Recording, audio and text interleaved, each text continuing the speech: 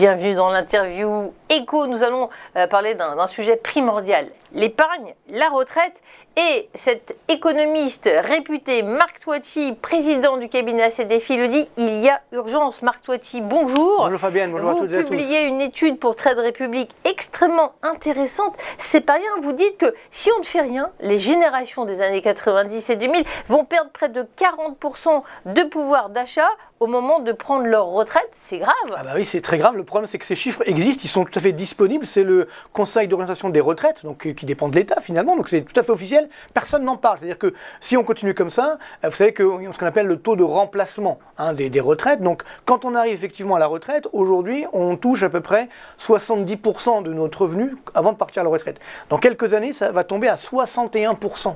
Donc c'est-à-dire que si on ne prépare pas sa retraite, il y a des difficultés. Autre difficulté, qui est d'ailleurs une bonne nouvelle, c'est qu'on vit de plus en plus longtemps.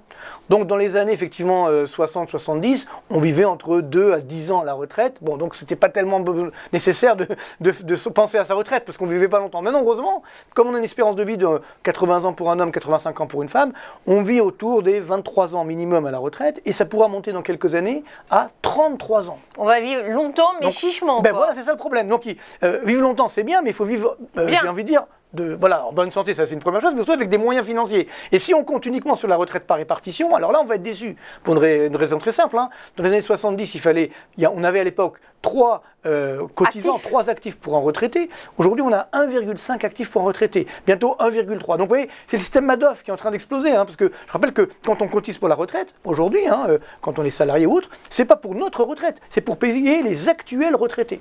Donc, il faudrait que tout le monde travaille comme vous, vous faites le travail de 3 personnes. Voilà, par exemple. Mais surtout, le vrai enjeu, c'est qu'il faut, bien entendu, penser nous-mêmes à notre retraite. Et donc, pour ce faire, il faut épargner très tôt pour justement se constituer un petit capital pour permettre de passer une bonne retraite.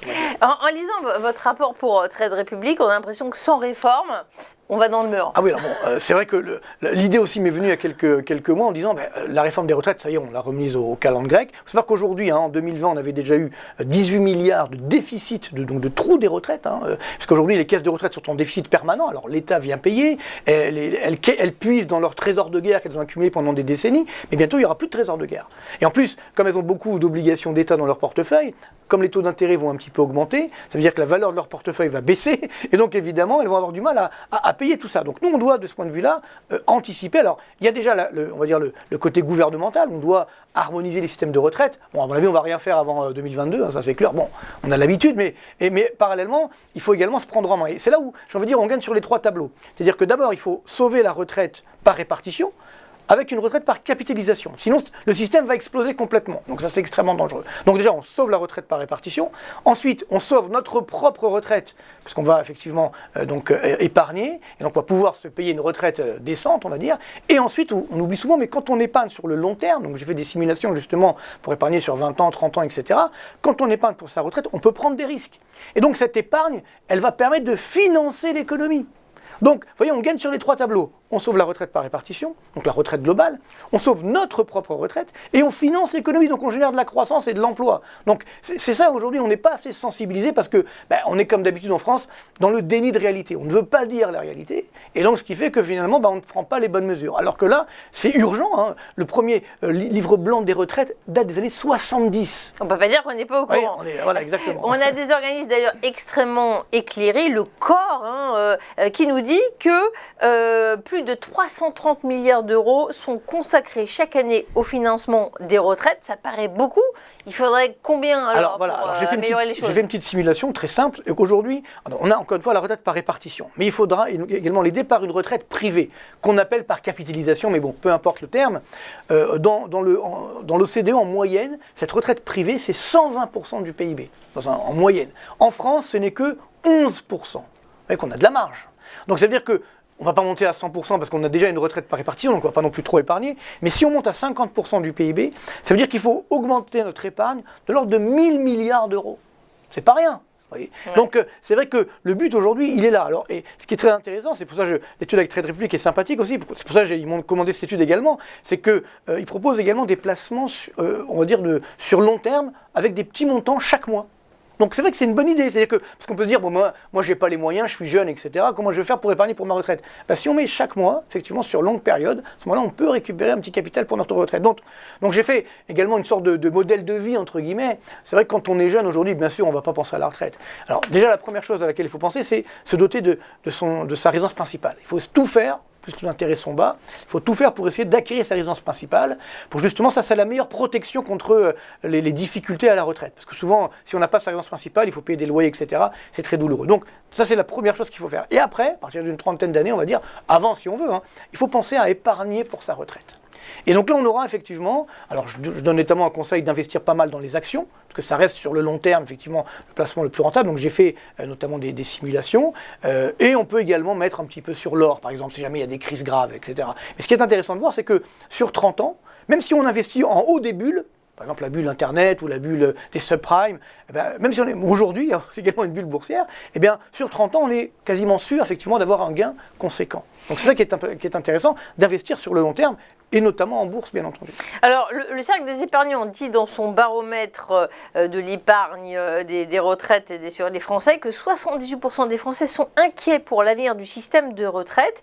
Et ce qui est curieux, c'est qu'ils ont beau être inquiets, ils ne passent pas nécessairement à l'action pour « allez, on s'en occupe, cette année, on fait quelque chose ». Le problème, c'est qu'en France, on est très souvent déresponsabilisés. On nous dit vous inquiétez pas, tout est pris en charge. On paye beaucoup d'impôts, il y a beaucoup de dépenses publiques, mais tout est pris en charge. Puis finalement, on se rend compte que ce n'est pas forcément le cas, notamment pour évidemment la retraite. Donc c'est pourquoi il faut sensibiliser, il faut responsabiliser. Je pense qu'aujourd'hui, on doit responsabiliser les Français et leur dire vous pouvez choisir. Alors d'ailleurs, je donne un petit conseil, c'est d'aller sur le site info-retraite.fr, un site officiel qui est créé par l'État, vous êtes prêts. Et alors, il faudra être assis en consultant, parce que là, vous allez savoir combien vous allez toucher à la retraite, si vous ne faites rien. Attention, ça risque de vous décevoir. Donc, mais néanmoins, à partir de là, vous dites, soit ça me convient, soit je vais essayer de gonfler un petit peu ma retraite, et donc je vais épargner progressivement, et il faut commencer le plus tôt possible, bien entendu, mais encore une fois, les moyens sont à disposition. Mais comme on n'ose pas aborder le problème, alors on préfère l'aborder sous le thème, oui, on va faire des manifs, on va faire des grèves, etc. Bon, ça, on a l'habitude. Non, mais le but, il faut se prendre en main. Parce que si on attend des pouvoirs publics qui financent notre retraite, on risque effectivement d'être déçus. Effectivement, il y a des simulateurs sur le Cercle des épargnants également. Alors, il y a l'analyse théorique, économique, elle est d'une logique implacable. En même temps, quand on parle de système par répartition, etc., d'épargne privée, de retraite privée, les gens sont facilement dans la rue en France. Alors, vous pensez qu'un gouvernement avec une volonté politique forte, il peut y arriver ? Le vrai enjeu, c'est encore une fois de la pédagogie. C'est-à-dire qu'encore une fois, la retraite, c'est pas que pour les riches, justement. C'est ça le drame. C'est que, encore une fois, il faut bien prendre conscience que tout le monde a le droit à une retraite décente. Mais si on ne se prépare pas, justement, on compte uniquement sur l'État, là, on va être déçu. Et donc, c'est ça que ne comprennent pas les Français. Enfin, pas tous, heureusement, certains, ceux qui veulent faire des grèves, etc. Bon, c'est très français, on a l'habitude, mais le vrai enjeu, c'est que si on veut sauver la retraite par répartition, c'est bien ça le but, c'est mon but depuis des années, il faut sauver cette retraite par répartition.